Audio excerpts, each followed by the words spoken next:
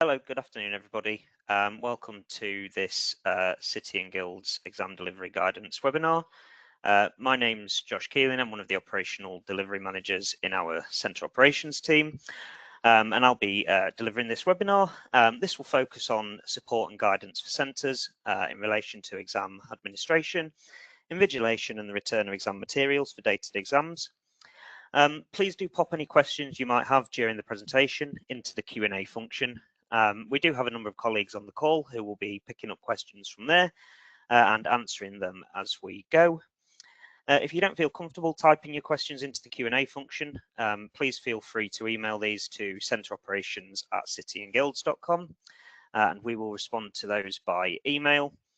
The last thing to mention before we get into the presentation itself is that the slides and the recording of the webinar will be circulated afterwards for you.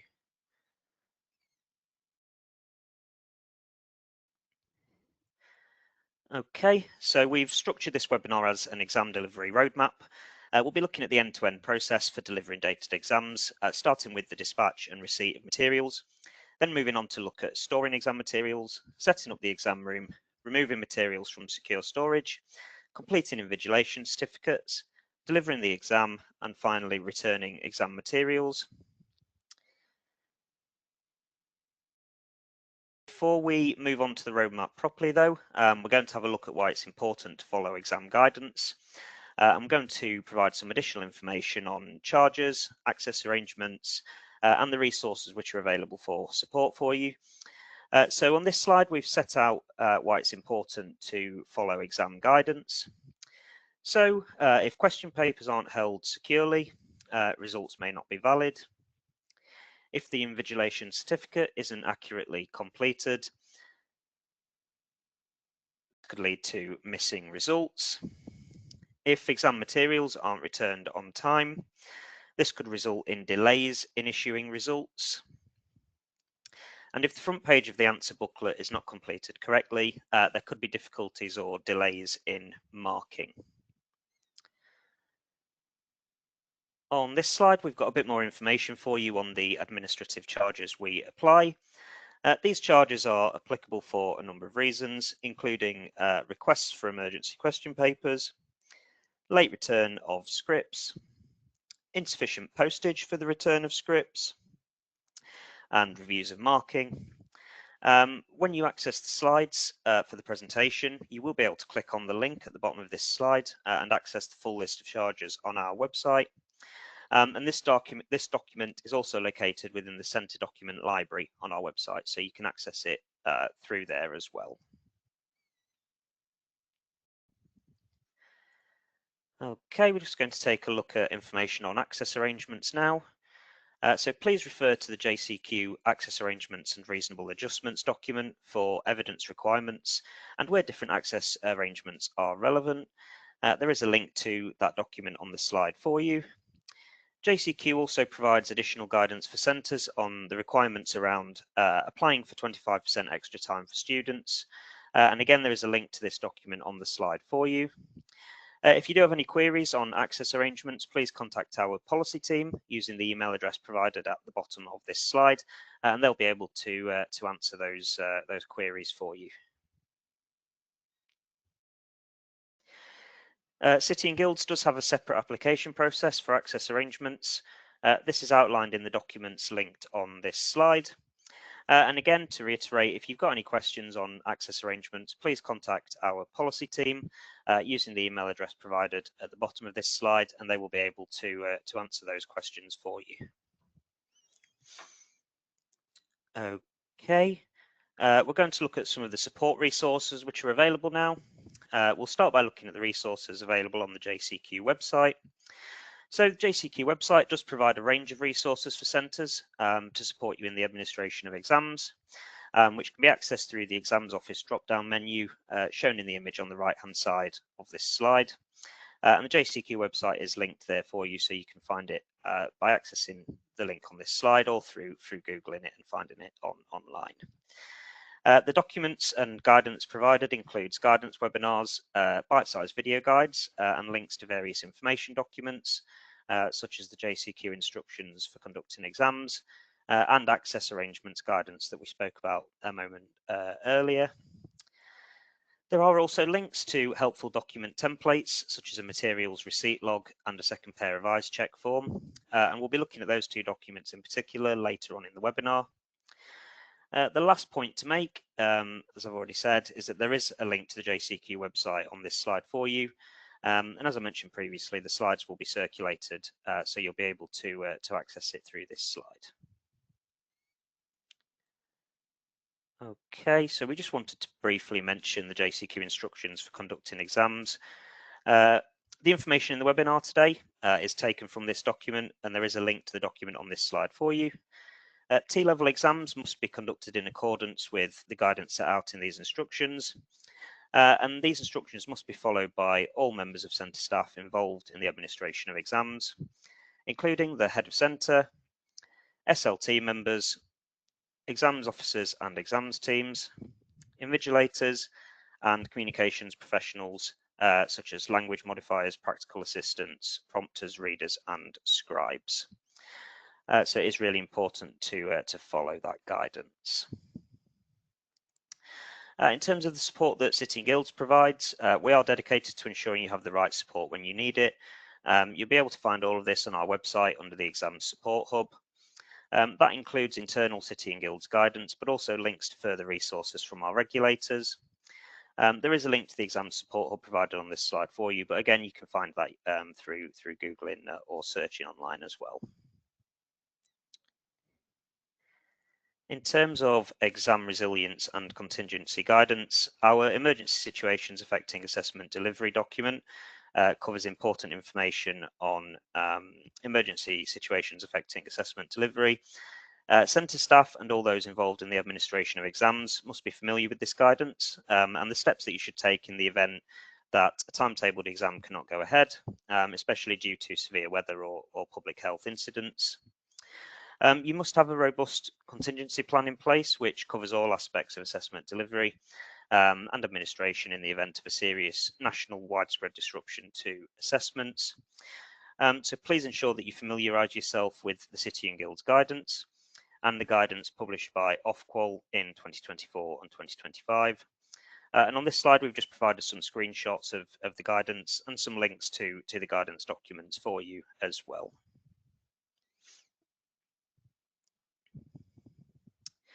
And finally, we just wanted to highlight our guidance on managing cases of suspected malpractice in exams and assessments. It's really important that you ensure the correct invigilation processes are adhered to, and you must immediately alert City and Guilds to any suspected malpractice within exams. There is a link to our guidance document on malpractice on this slide for you. Please note that this does say 2024 to 25 on it, but this guidance is still relevant and it's still the document you should be referring to. When this is updated, we will notify you of any changes that are made.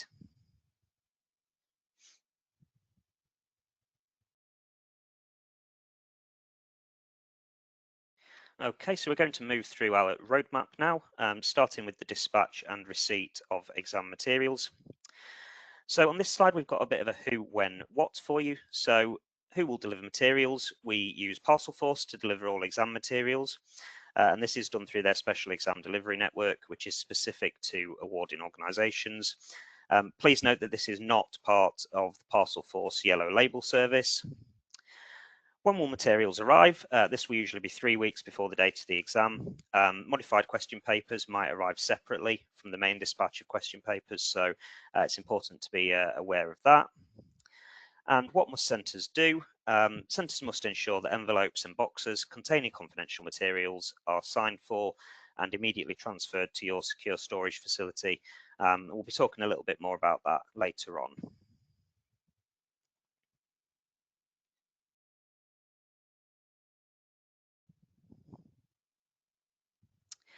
So a log must be kept at the initial point of delivery of confidential materials. JCQ has produced a materials receipt log for you to use for logging and keeping track of the deliveries of materials you've received. This is shown on this slide. So we'll just go through a few of the key points now. So each awarding body's deliveries must be logged. The number of packages and boxes received must be tracked. Care must always be taken to ensure the security of exam materials, so they must be kept in a secure storage facility. And as I say, we'll be giving you a little bit more information on that later.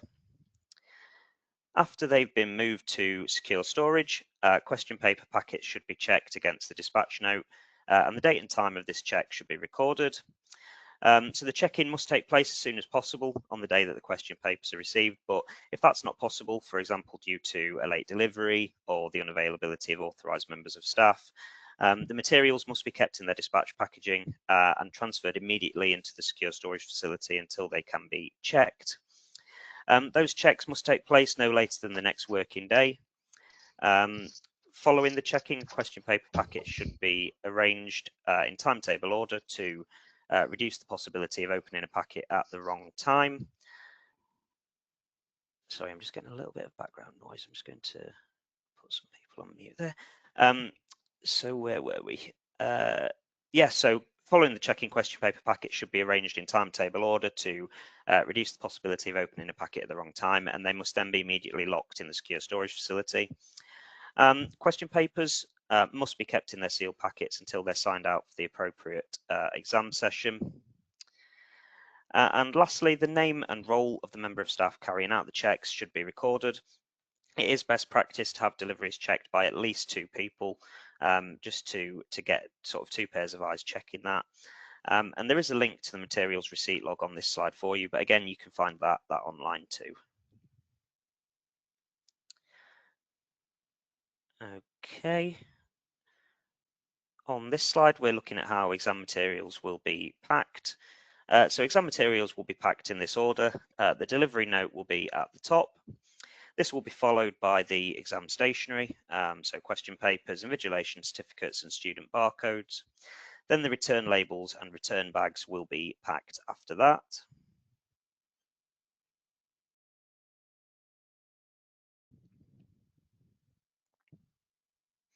In terms of the question papers themselves, the question papers will be in security bags with the exam details visible through the security window. The exam stationery for cohorts is placed on top of the relevant question paper packets, and then everything is banded together. Student barcodes are placed on top of the exam supplements, separate from the invigilation certificates. That's to make it easier for you to locate the correct student barcodes to go with the relevant question papers. Please remember that T-levels exams do come packed in bags of 5, and you'll need to make sure you have enough exams for the number of students who will be sitting the exam. So please make sure that that's the case.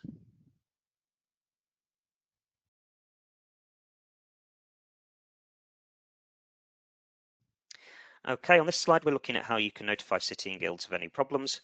So we must be informed immediately if there are any problems, such as it appears that the parcel or one of the packets has been opened during transit. There are differences between the materials received and the dispatch or delivery note. The materials have been significantly damaged in transit or upon opening. The materials appear not to meet your requirements at your centre. The materials have been received in error, or you've not received the materials 2 weeks before the exam. So if there are any issues, you can contact our customer support team to notify us of any issues through the contact details that are provided for you on this slide.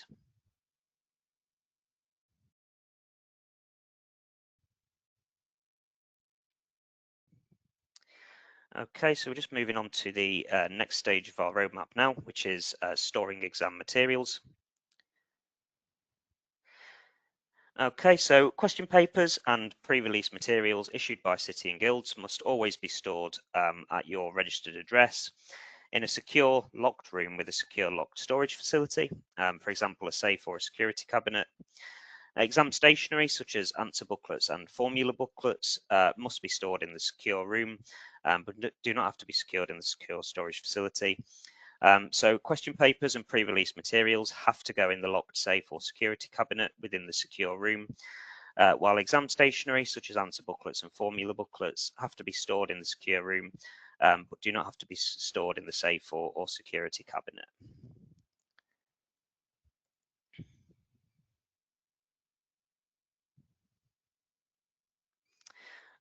Okay, so we're going to look at what can be stored in the secure storage facility.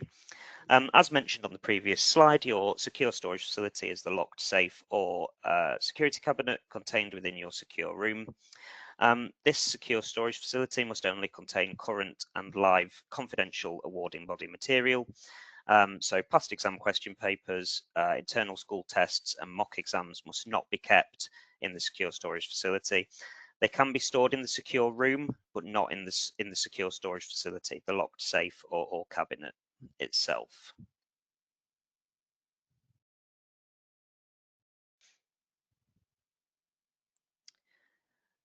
Okay, so moving on now to the next stage of our roadmap, which is setting up the exam room. On this slide is a checklist you should follow when setting up an exam room and making sure it is suitable for exams to be held.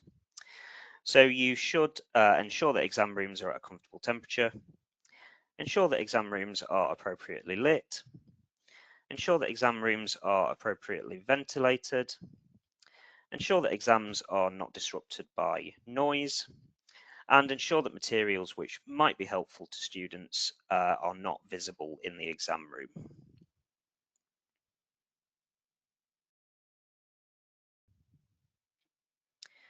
Okay, moving on now to look at the exam room clock. So a reliable and accurate clock must be visible to each student in the exam room, and it must be big enough for all students to read clearly. The clock must show the actual time. Countdown and count-up clocks are not permissible, and you must carry out regular checks in advance of exams to make sure that all clocks used in the exam room are in good working order and show the same time for the students.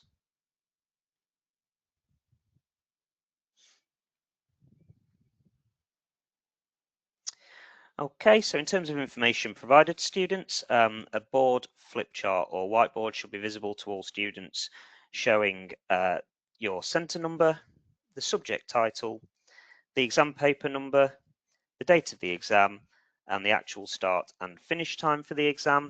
So it's really important that all of that information is clearly displayed for the students.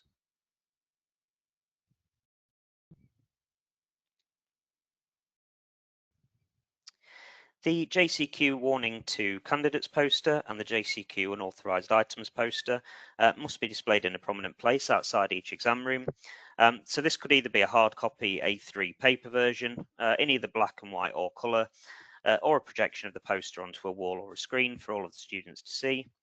There are some screenshots there of the posters for you to have a look at. We've also provided links to each of the posters on this slide for you. And as I say, it's essential that those are displayed outside the exam room so that students can see those.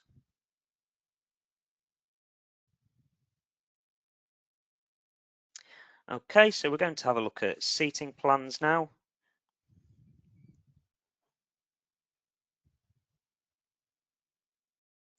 Okay, so we've got an example of a seating plan on this slide for you, and you can see the exam details, clock and invigilator table at the front of the room there.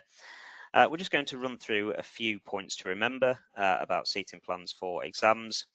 So the minimum distance in all directions from centre to centre of students' chairs must be at least 1.25 metres.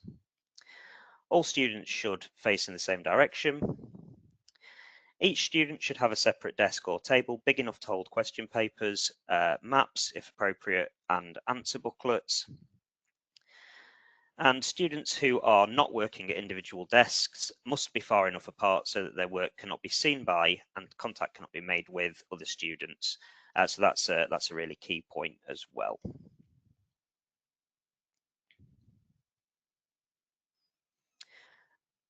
Okay, so we're moving on now to the next part of our roadmap, which is removing materials from secure storage. On this slide is a checklist for you to use when removing materials from secure storage. Okay, so you should remove question papers from secure storage no more than an hour before the exam.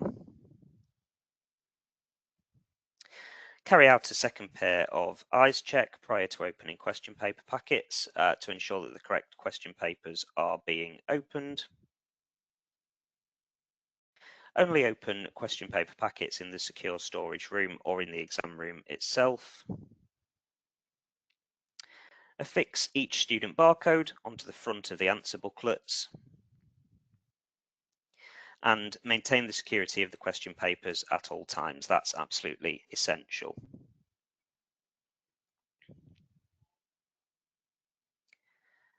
Okay, so on this slide, we've provided some more information on the second pair of eyes check. JCQ has produced a second pair of eyes check form for you to use, as you can see on the screen here. Okay, so the location, date and time of the check and the relevant awarding body must be recorded. The component or unit code and number of packets checked must be recorded. The name, role and signature of the first and second person conducting the check must be recorded. And the day, date, time and subject of the exam checked must be recorded as well. If you do identify through this second pair of eyes check that the wrong question paper packet has been opened, it must be resealed and the incident must be reported to City and Guilds investigation and compliance team immediately. And there is a link here to the second pair of eyes check on the form for you. Sorry, the second pair of eyes check form on this slide for you. So you'll be able to access it through there, or as I say, through Googling or searching online yourselves as well.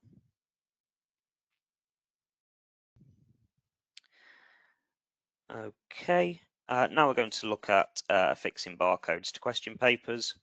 So when doing this, you should place the student barcode sticker onto the front of the answer booklet and stick this carefully within the border of the student space provided on the front of the answer booklet.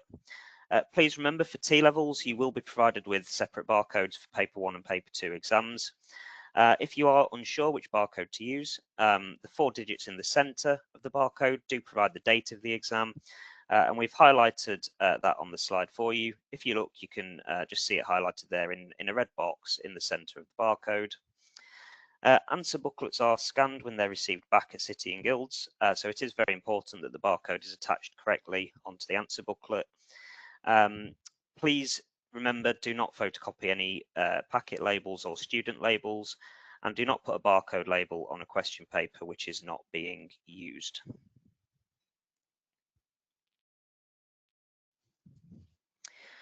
Okay, so moving on to the next stage of our roadmap, which is completing invigilation certificates. Okay, so on this slide is some information on the role of an invigilator. The role of an invigilator is to ensure exams are conducted according to JCQ regulations, ensure the security of the exam materials before, during and after the exam, prevent possible student malpractice, such as use of mobile phones or other devices, and prevent possible administrative failures, such as incorrect barcodes being attached to student papers or students sitting the wrong paper.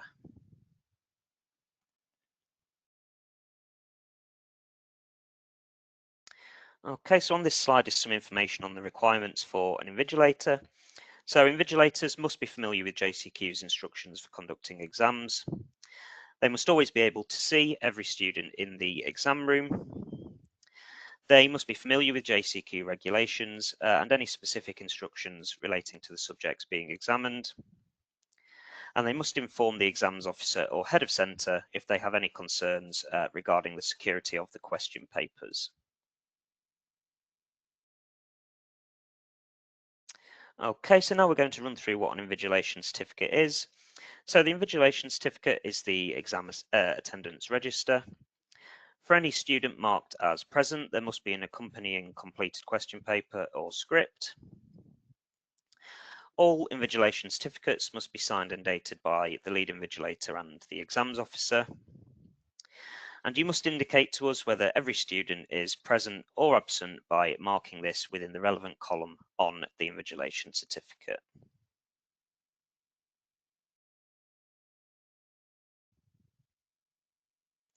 Okay, so on this slide are a few do's and don'ts for completing the invigilation certificate. So please do use a dark blue or black pen. Make sure that only the pre-printed documents provided by City and Guilds have been used. Make sure the invigilation certificate is accurately completed with present or absent students marked with a tick. And make sure the invigilation certificate is signed and dated by the lead invigilator and exams officer. And in terms of what not to do, please do not use a red pen.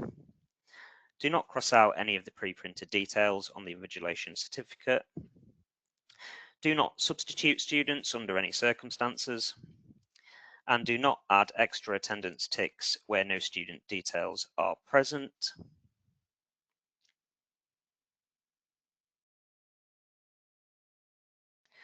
Okay, so on this slide is an example of City and Guilds invigilation certificate for a written exam. There are a number of things to highlight on the invigilation certificate. So in the top left corner, you've got your pre-printed text, which contains centre and assessment details. Please do not write here or alter this text in any way. Moving down the left-hand side, you've got student details there, which is a list of students who've been entered for the exam. You'll get 18 students per page. The enrolment numbers, student names will be pre-printed, and then obviously the attendance log is to be filled in by yourselves during the exam itself. Additional students, there's space provided at the bottom of the page for 2 additional students. There is a section at the bottom for examiner use, but please do not write here or alter this text in any way. Moving on to the right-hand side of the document, there will be a section for invigilator and exams officer details. So this is for centres to add the invigilator's full name in block capitals, and then they will sign and date it. You should also provide the date of dispatch along with a signature from the exams officer. Moving down this side, so there are performance codes, but those are for examiner use, so please do not write here or alter that text in any way. And then finally, in the bottom right-hand corner, you can see there the return address. So the invigilation certificate gives you a pre-printed address to which the scripts must be returned. Again, please don't write anything here or alter this text in any way, but please do pay attention to that and ensure that the address that you're returning to is correct.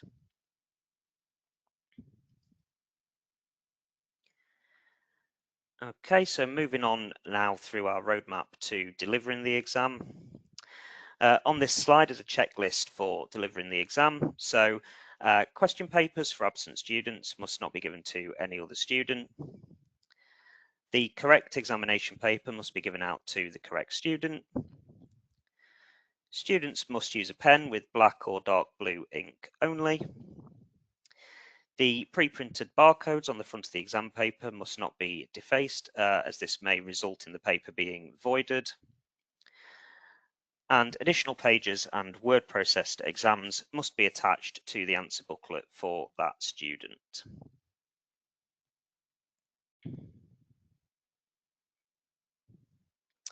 Okay, so in terms of exam stationery, invigilators must take all reasonable steps to make sure that the following conditions are met.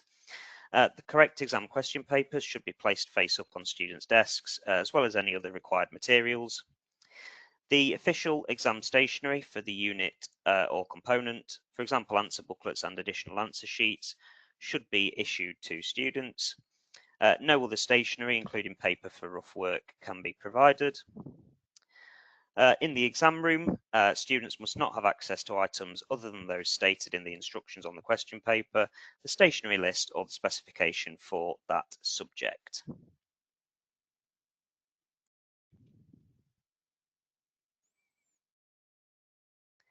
Okay, so in terms of exam start times, it is vital that the usual JCQ regulations are adhered to, including maintaining the security of exams by ensuring that they start at City and Guilds published start times of 9:30 for morning exams and 1 p.m. for afternoon exams.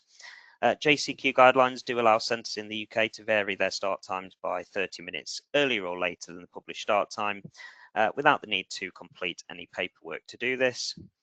We're just going to go through a few points now about students who arrive late for an exam. So a student who arrives after the start of the exam may still be allowed to sit the exam. That's entirely at the discretion of the centre. A student will be considered very late if they arrive for the exam more than 1 hour after the awarding body's published starting time. So after 10:30 for morning exams and after 2 p.m. for afternoon exams. A student who arrives very late and is permitted by the centre to sit the exam must still be allowed the full time for the exam. And where a student arrives very late for an exam, centres must send the script to City and Guilds in the normal way, and then submit our very late arrivals form. You can find this on our website within the Conducting Examinations tab on our Centre Document Library or on our Exam Support Hub.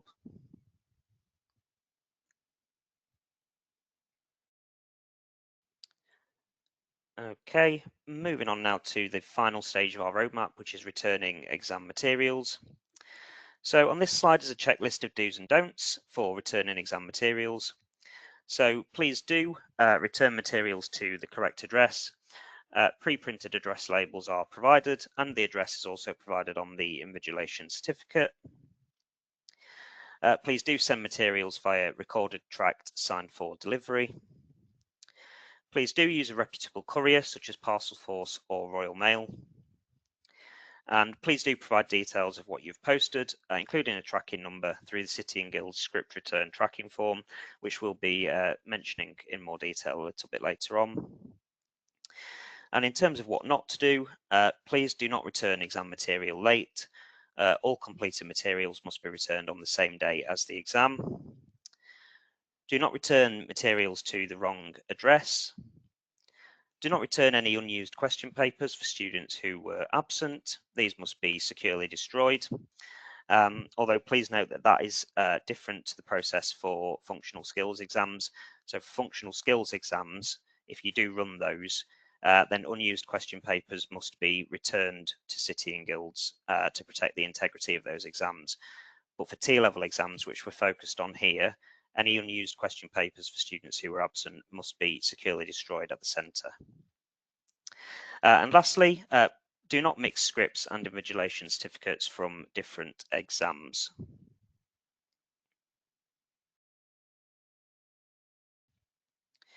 Okay, so returning your scripts to City and Guilds.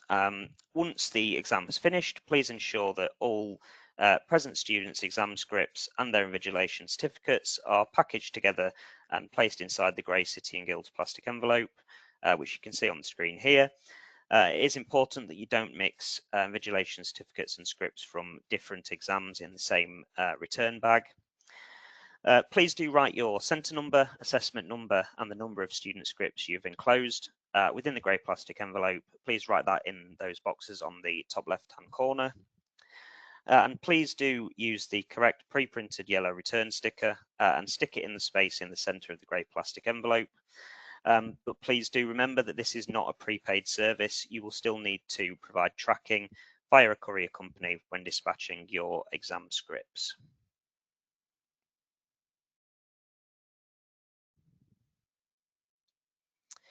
Okay, so on this slide, we're going to look at the return address for exam materials. Please only return your exam stationery and materials by using the pre-printed address on the return labels. The address is provided below here on the slide for your reference. And as I said, it can also be found on the bottom right-hand side of the invigilation certificate. Please do not return unused question papers or scripts for students who are absent. These must be securely destroyed. And again, just to reiterate and emphasise, if you are running functional skills exams, then unused question papers for students who are absent for functional skills must be returned to City and Guilds to protect the integrity of those exams. But for T-levels, which we're focused on here, please do not return unused question papers or scripts for students who are absent. Please ensure that those are securely destroyed. And please do not return exam materials to any other address. If you are unsure, you can contact our centre operations team using the details provided on this slide for you.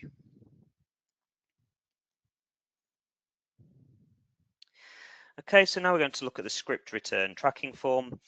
Once the exams have been packaged up, please use the script return tracking form to send us the details, which we can then monitor to ensure that the scripts are received. A link and QR code to take you to this form will be sent out with exam materials. The QR code is also provided on this slide, and you will also receive an email containing the link to the form. We do appreciate that this is an extra step for you to complete, but this means that we can track the return of exam materials, and then hopefully we won't need to contact you in relation to that.